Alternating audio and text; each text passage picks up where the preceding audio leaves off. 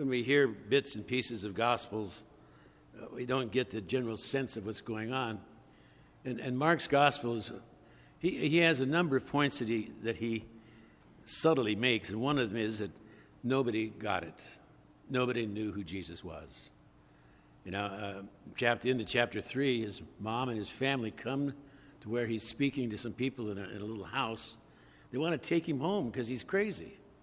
There's something wrong. He's overreacting a little bit. And so his family didn't understand what was going on. Obviously, his disciples don't get it when he tells them. And the crowds, all they see are the miracles that he performs. But today, it comes kind of ahead. And he asks them, who do you say I am? What am I about? And Peter steps up and he says, you are the Christ.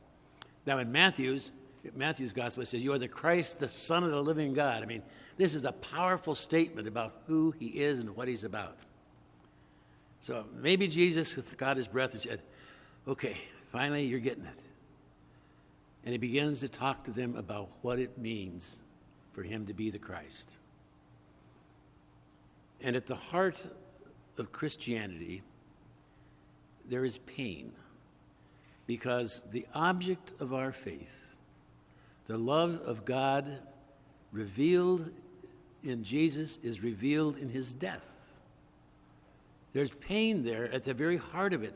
And I think all of a sudden Peter got a glimpse of that pain. And he said, no. I'll go so far as to say this, but I don't want to have to incorporate this into my life.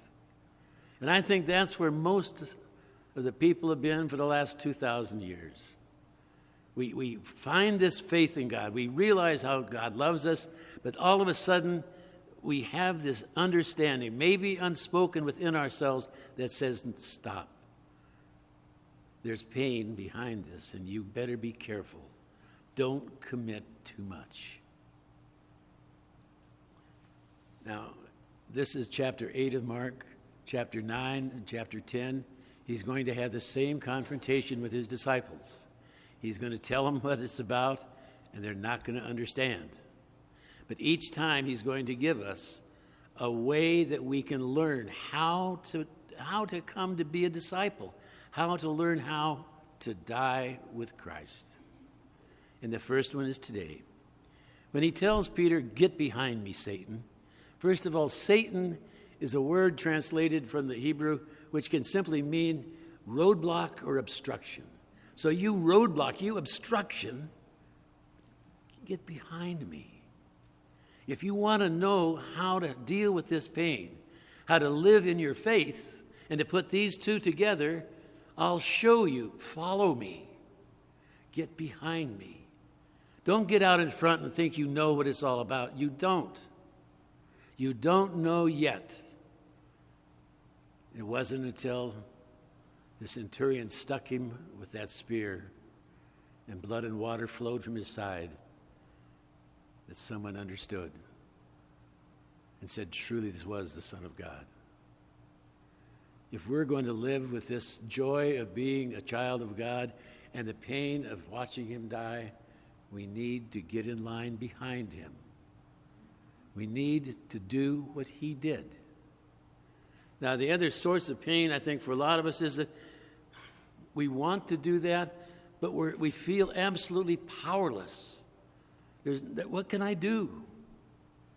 Well, if you watch Jesus, if you follow Jesus, you're going to be able to see the little things that he does, the people that he reaches out to and touches and heals. You all have that healing touch yourselves. How many of you have spent an evening, a long night, talking with some friend who needs to have someone that will listen to him or to her? How many of you have given your time and your energy to that person? Doesn't seem like much, does it? But that is God touching us, Jesus, through you. The thing I talk about all the time is the various youth ministers from around the area, the small towns, regularly bring their teenage kids, their preteens, here to Mass just to witness you guys here at prayer.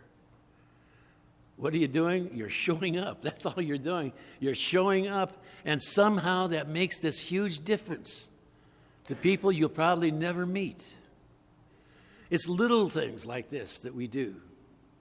And so when I talked earlier at the beginning of Mass about how to pray and to integrate Christ into our lives, just ask that prayer of yourself. Ask that question of yourself. Who is Jesus to me today? Who is he? And when you leave your dorm, you leave your house, and you go to class, maybe that question will be so fresh in your mind, you'll see someone and recognize Christ in that person.